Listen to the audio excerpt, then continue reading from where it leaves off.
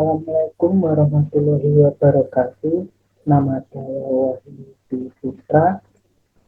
NIM B11230138.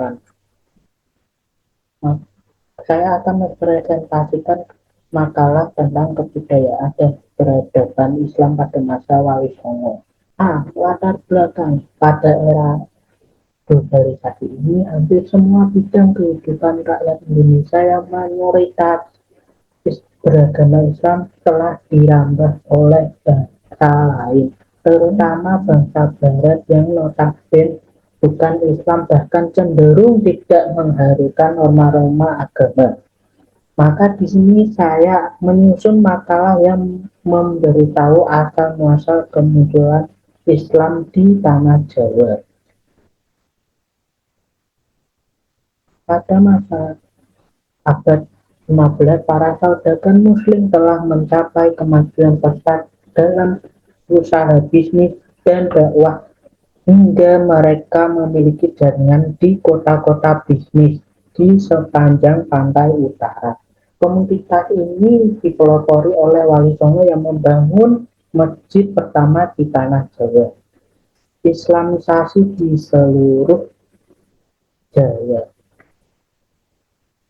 Tanah Jawa, Masjid Demak yang mendirikan pusat agama yang mempunyai peran besar dalam menuntaskan Islamisasi di seluruh Jawa.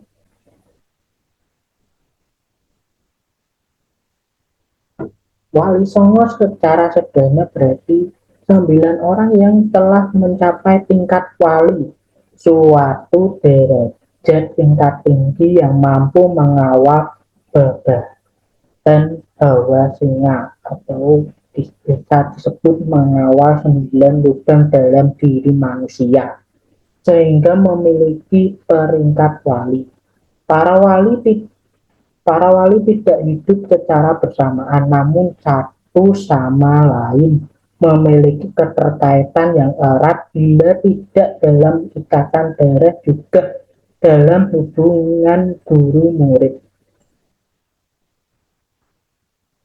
Wali sendiri berarti pembela teman dekat, dan pemimpin dalam hal ini bisa diartikan sebagai orang yang dekat dengan Allah SWT, atau bisa disebut waliullah. Sedangkan kata Songo dalam Jawa berarti 9. Jadi secara umum Wali Songo berarti 9 wali yang dekat dengan Allah SWT. 9 wali ini berperan mengenalkan dan menyebarkan Islam pada masyarakat di Nusantara, terutama Jawa. Wali Songo pun menjadi tokoh penting di kalangan masyarakat Jawa kala itu.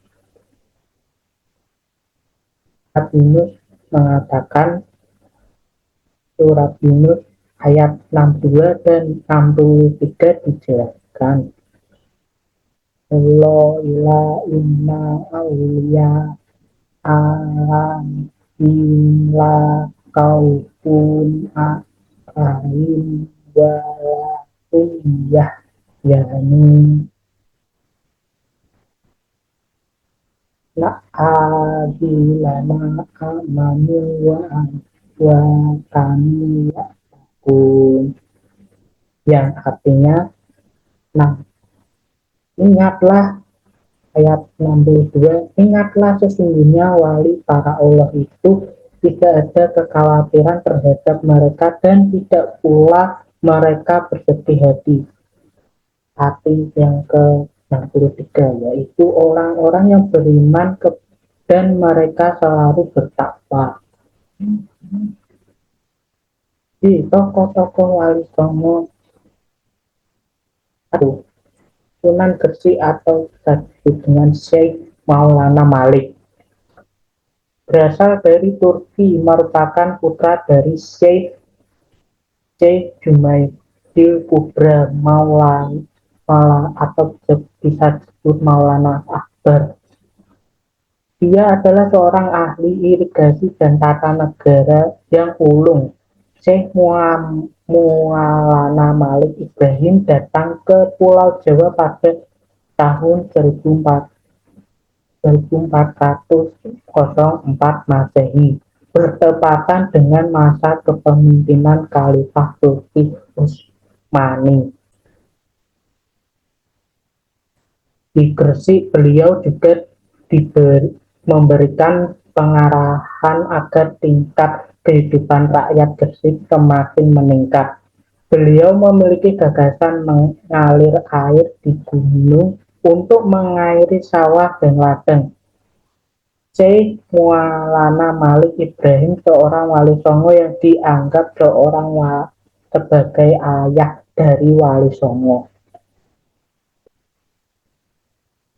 Sunan Ampel atau disebut dengan Raden Rahmat. Raden Rahmat adalah putra Syekh Maulana Malik Ibrahim dari istrinya bernama Dewi Chandraulan.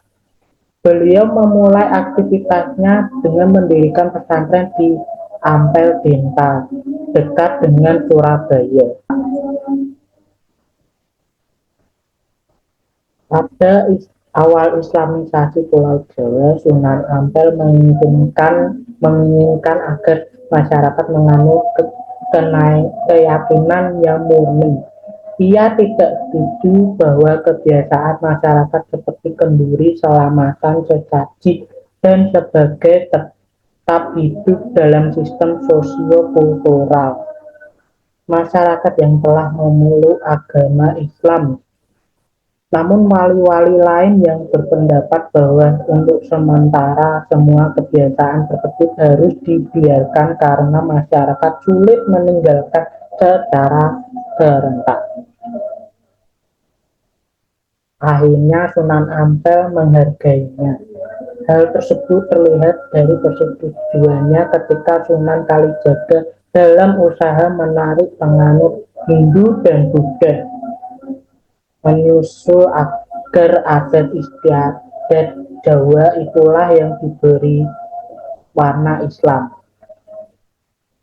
3. Sunan Bonang atau Raden Makdum Ibrahim. Nama aslinya adalah Raden Makdum Ibrahim. Beliau putra Sunan Ampel. Sunan Bonang terkenal sebagai ahli ilmu kalam dan tauhid.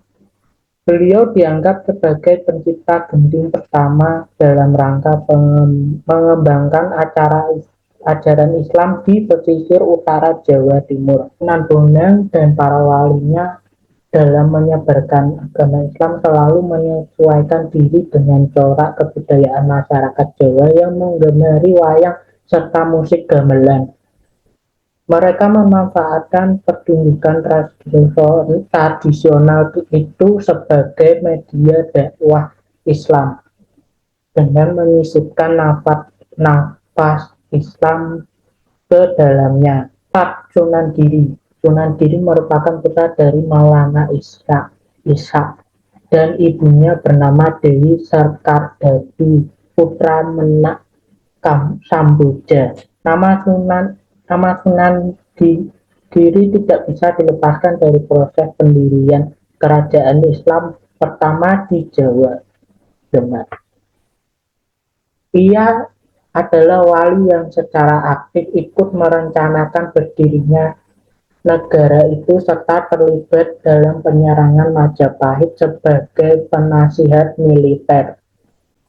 Sunan Giri sangat berjasa dalam penyebaran Islam baik di Jawa atau Nusantara, baik dilakukan sendiri waktu muda melalui berdagang atau bersama muridnya. Sunan Derajat. Nama aslinya adalah Raden Syarifuddin. Di desa Jalang itulah Raden Kasim mendirikan pesantren. 3 tahun tinggal di daerah itu, beliau mendapat ilham lagi agar pindah ke tempat satu bukit. Di tempat baru itu, beliau berdakwah dengan menggunakan kesenian rakyat, yaitu dengan menabuh seperangkat gamelan untuk mengumpulkan orang. Setelah itu setelah itu lalu diberi ceramah agama. Demikianlah kecerdikan Raden Yasin dalam mengadakan pendekatan kepada rakyat dengan menggunakan kesenian rakyat sebagai media dakwahnya. 6. Sunan Kalijaga, nama aslinya adalah Raden Syahid. Beliau putra Raden Sahur, putra Temanggung Wali Adipati Tuban. Raden Syahid sebenarnya anak muda yang patuh dan kuat kepada agama dan orang tua, tetapi tidak bisa menerima keadaan sekelilingnya yang terjadi banyak pertimbangan hingga dia mencari makanan dari gudang kadipaten dan dibagikan kepada rakyatnya. Tapi ketahuan ayahnya sehingga dihukum, yaitu tangan dicambuk 100 kali sampai banyak darah dan diusir. Setelah diusir, selain mengembara, ia bertemu orang berjubah putih. Dia adalah Sunan Kalijaga menggunakan kesenian dalam rangka penyebaran Islam antara lain dengan wayang, sastra, dan berbagai kesenian lainnya. Pendekatan jalur kesenian dilakukan oleh para penyebar Islam seperti Wali Songo untuk menarik perhatian di kalangan mereka, sehingga dengan tanpa terasa mereka telah tertarik pada ajaran-ajaran Islam sekalipun. Karena pada awalnya mereka tertarik dikarenakan media kesenian itu. 7. Sunan Kudus atau disebut dengan Jafar Sadiq. Sunan Kudus menyiarkan agama Islam. Sunan Kudus menyiarkan agama Islam di daerah Kudus dan sekitarnya. Beliau memiliki keahlian khusus dalam bidang agama, terutama ilmu fikih, tauhid, hadis, tafsir, serta logika. Dalam melaksanakan dakwah dengan pendekatan kultural, Sunan Kudus menciptakan berbagai cerita keagamaan. Yang paling terkenal adalah Gembing, Makumambang, dan Minjil. Cara-cara berdakwah Sunan Kudus adalah sebagai berikut. Strategis pendekatan kepada masa dengan jalan. B. Merangkul masyarakat Hindu seperti larangan menyembelih sapi karena dalam agama Hindu sapi adalah binatang suci dan keramat. C. Merangkul masyarakat Buddha setelah masjid. Terus Sunan Kudus mendirikan padasan tempat wudhu dengan pancuran yang berjumlah 8. D. Selamatan mitoni. Biasanya sebelum acara selamatan diadakan membacakan sejarah Nabi. 8. Sunan Muria atau disebut dengan Raden Umar Syahid. Beliau adalah putra dari Sunan Kalijaga dengan Dewi Saroh. Nama aslinya Raden Umar Syahid. Dalam berdakwah, ia seperti ayahnya, yaitu menggunakan cara halus, ibarat mengambil ikan tidak sampai ke ruh lainnya. Muria dalam menyebarkan agama Islam, sasaran dakwah beliau adalah para pedagang, nelayan, dan rakyat jelata. Muria dikenal sebagai sunan yang suka berdakwah tanpa ngeli, yaitu menghanyutkan diri dalam masyarakat. 9. Sunan Gunung Jati atau disebut juga Syarif Hidayatullah. Dia ada nama aslinya Syarif Hidayatullah. Dia adalah pendiri dinasti raja-raja Cirebon dan kemudian juga Banten. Sunan Gunung Jati adalah cucu Raja Pajajaran Prabu Siliwangi. Setelah selesai menuntut ilmu pada tahun 1470, dia berangkat ke tanah Jawa untuk mengamalkan ilmunya. Di sana beliau bersama ibunya disambut gembira oleh Pangeran Cakrabuana. Syarifah Mudain minta agar diizinkan tinggal di Pasumambangan Gunung Jati, dan di sana mereka membangun pesantren untuk meneruskan usaha Syekh Datuk Latif, gurunya Pangeran Cakrabuana. Oleh karena itu, Syarif Hidayatullah dipanggil Sunan Gunung Jati. Setelah Cirebon resmi berdiri sebagai sebuah kerajaan Islam yang bebas dari kekuasaan Pajajaran, Sunan Gunung Jati berusaha mempengaruhi kerajaan yang belum menganut agama Islam.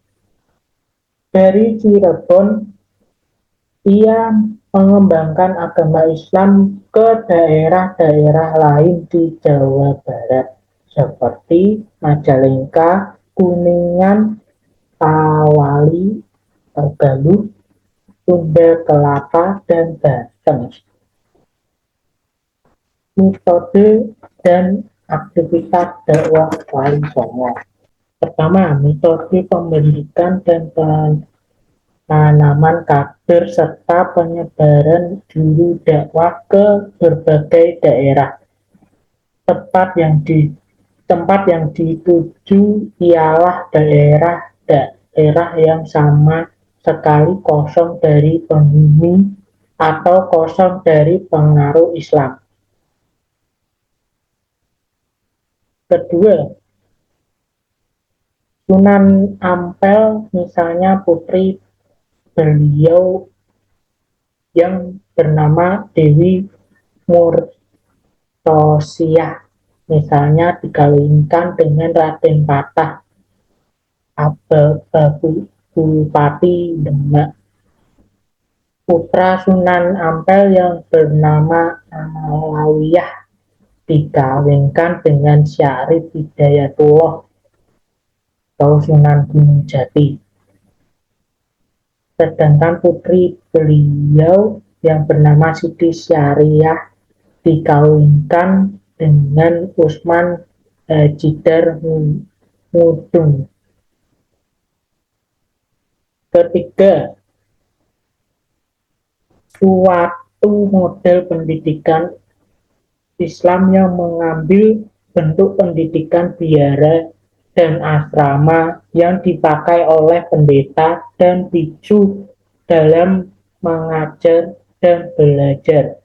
Oleh sebab itu, pesantren di masa itu pengaruhnya masih terlihat sampai saat ini. Keempat,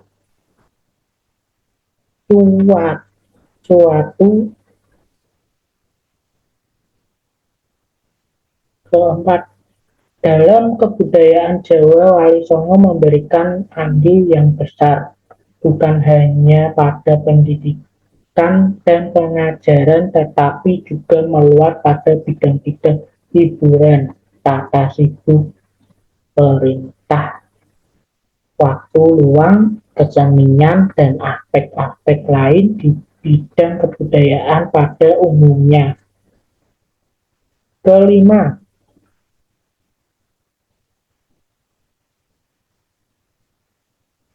misalnya untuk efisiensi dalam perekonomian, para wali beri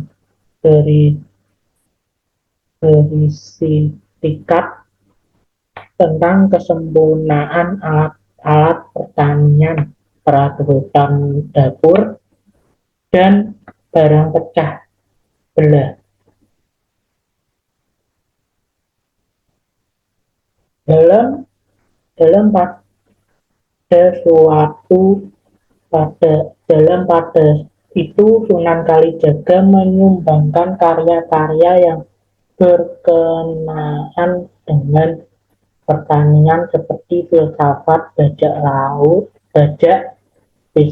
bajak dan cangkul, dengan membuat jasa dalam bidang kemakmuran rakyat melalui penyempurnaan sarana dan prasarana menjadi lebih sempurna.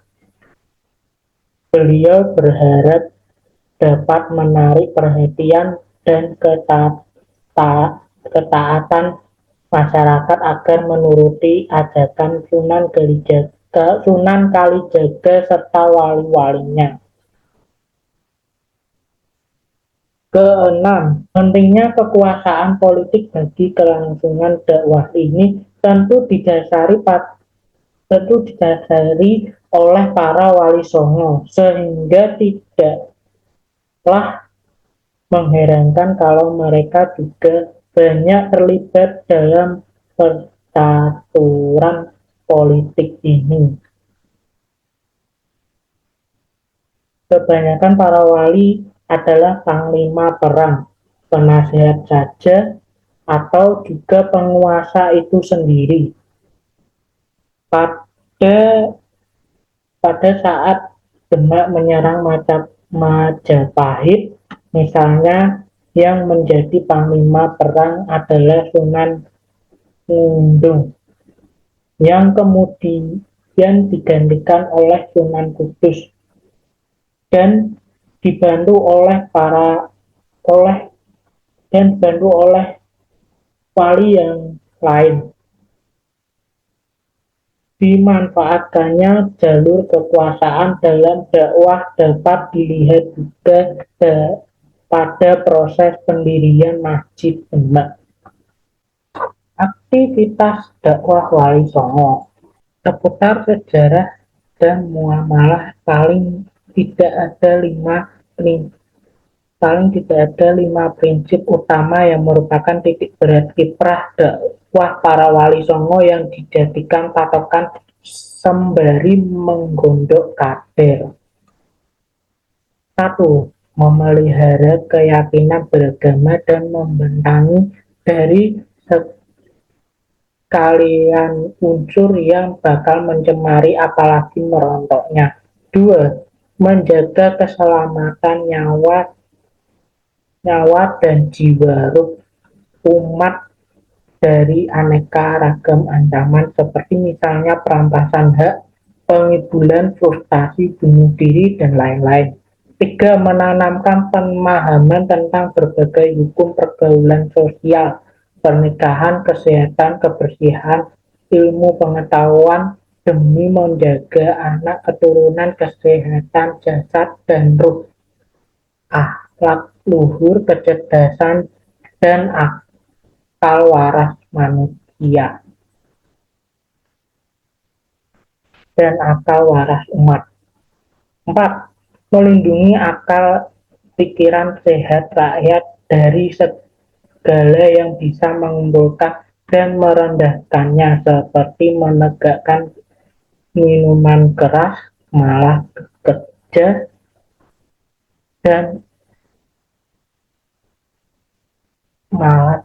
belajar dan bekerja dan limo lainnya. 5. Membendung atau menepis pengaruh-pengaruh luar yang dapat merosotkan kehormatan dan martabat nilai-nilai sosial kemasyarakatan dan agama. Peran dalam penyebaran dan perkembangan Islam di Indonesia. 9 wali ini mempunyai peran yang sangat penting dalam penyebaran agama Islam di Pulau Jawa pada abad 15. Adapun peranan Wali Songo yang menyebarkan agama Islam antara lain: 1. Sebagai pelopor penyebarluasan agama Islam kepada masyarakat yang belum banyak mengenal ajaran Islam di daerahnya masing-masing. 2. Sebagai para pejuang yang gigih dalam membela dan mengembangkan agama Islam di masa hidupnya. 3. Sebagai orang-orang yang ahli di bidang agama Islam. 4. Sebagai orang yang dekat dengan Allah SWT karena terus-menerus beribadah kepadanya sehingga memiliki kemampuan yang lebih. 6. Sebagai guru, sebagai pemimpin agama Islam di daerah penyebaran masing-masing dan mempunyai jumlah pengikut cukup banyak di kalangan masyarakat Islam. 6. Sebagai guru agama Islam yang gigih mengajarkan agama Islam kepada muridnya. 7. Sebagai kiai yang menguasai ajaran agama Islam dengan cukup luas. 8. Sebagai tokoh masyarakat Islam yang disegani pada masa hidupnya.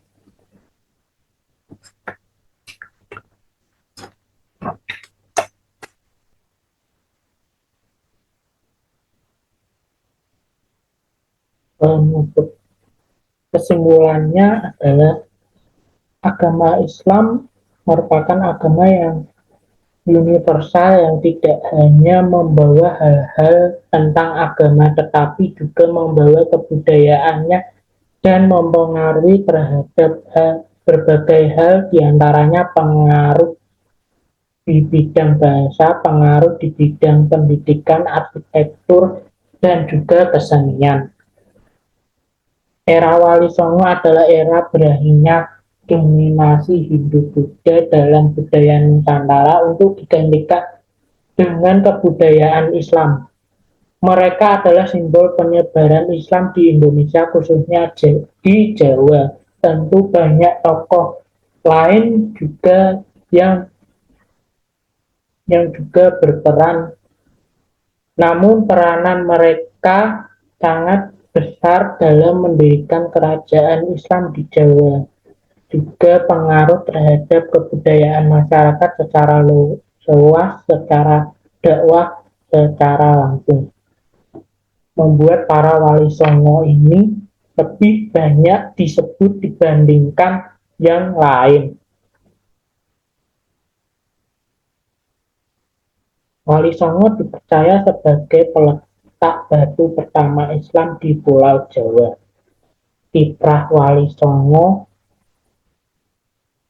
dalam peta dakwah Islam di Indonesia pada umumnya di Pulau Jawa khususnya memang merupakan fakta sejarah yang tidak terbantahkan.